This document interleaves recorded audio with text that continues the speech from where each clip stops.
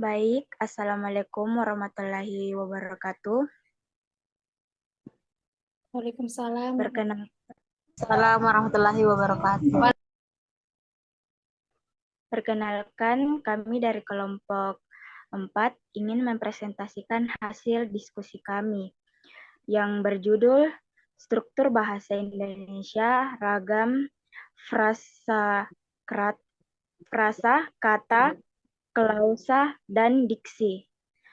Baik, adapun nama-nama anggota kelompok kami yaitu pertama, 1. Siti Aisyah Putri Susanto, kedua, Fadila Romadani, ketiga, Nur Anissa Womal, keempat, Vici Sri Reskiana, kelima, Nabila Setia Ramadhani, dan yang keenam, Hasni. Baik, acara selanjutnya yaitu saya persilahkan kepada anggota saya untuk membacakan materinya, yaitu Nabila Ramadhani.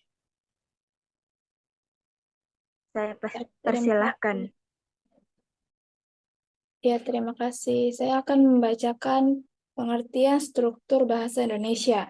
Menurut Kamus Besar Bahasa Indonesia atau KBBI, arti struktur adalah cara sesuatu disusun atau dibangun, yang disusun dengan pola tertentu, pengaturan unsur atau bagian dari suatu objek atau sistem.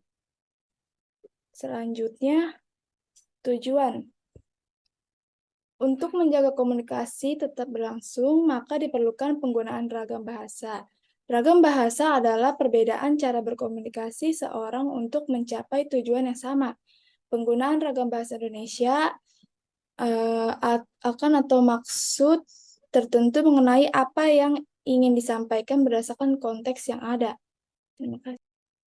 Baik, dipersilahkan ke pemateri kedua yaitu Asni.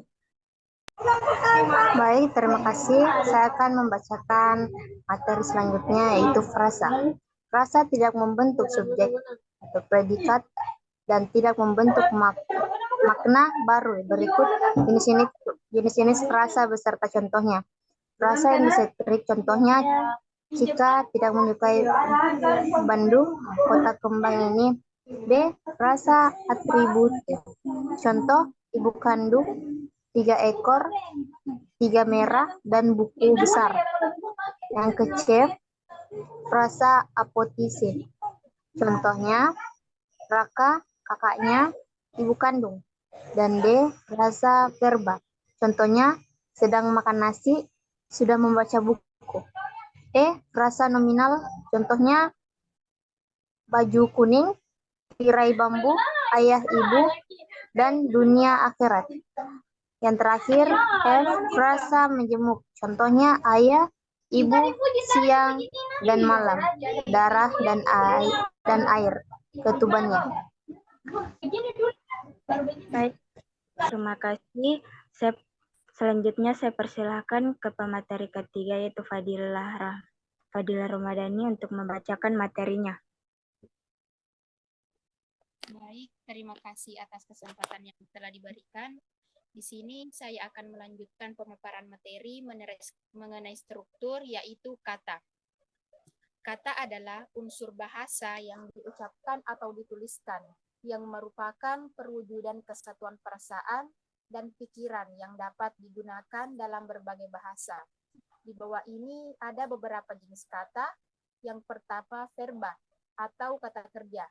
Contohnya bentuk morfologis, perilaku sintaksis, perilaku semantis, biasanya menggunakan kata tidak dalam suatu kalimat.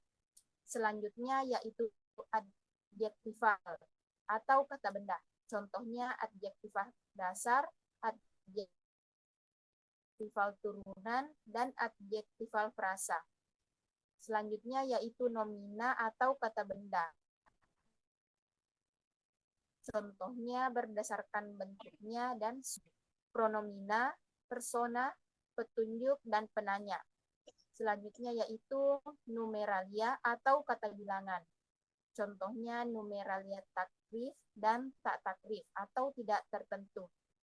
Struktur selanjutnya yaitu adverbial atau kata keterangan.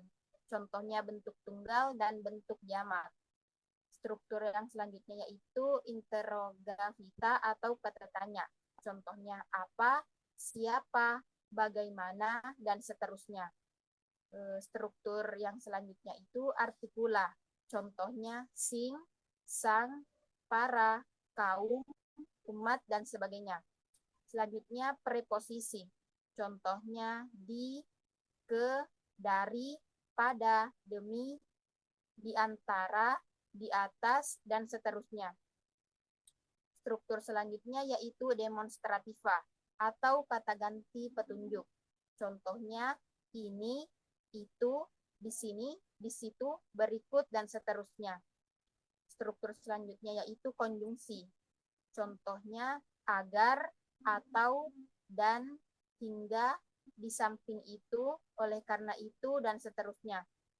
Terakhir yaitu fatis. Contohnya ayo, mari, nah, dan sebagainya. Baik, itulah tadi dari saya. Saya kembalikan kepada moderator. Baik, terima kasih.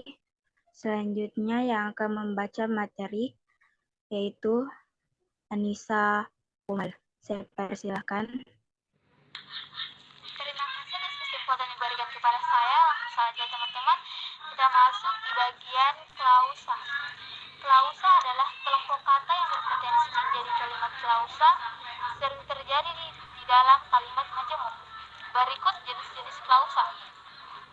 1. Klausa kalimat majemuk setara, yaitu di setiap klausa atau masing-masing klausa mempunyai kedudukan yang tidak sama. Contoh, adik bermain bola dan kakak melihat TV. 2. Klausa kalimat majemuk bertingkat, yaitu di setiap klausa atau masing-masing klausa mempunyai kedudukan yang tidak sama. Contoh, orang itu pindah ke Jakarta setelah suaminya bekerja di Bank Indonesia. Orang itu pindah ke Jakarta merupakan induk kalimat dan bekerja di Bank Indonesia merupakan anak kalimat. Sekian dari saya kembalikan kepada moderator. Baik, terima kasih. Selanjutnya pemateri selanjutnya yaitu Siti Aisyah. Saya persilahkan.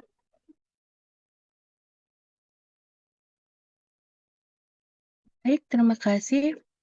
Diksi. Diksi adalah pilihan kata atau juga bisa diartikan sebagai proses atau tindakan memilih kata yang dapat mengungkapkan gagasan secara tepat.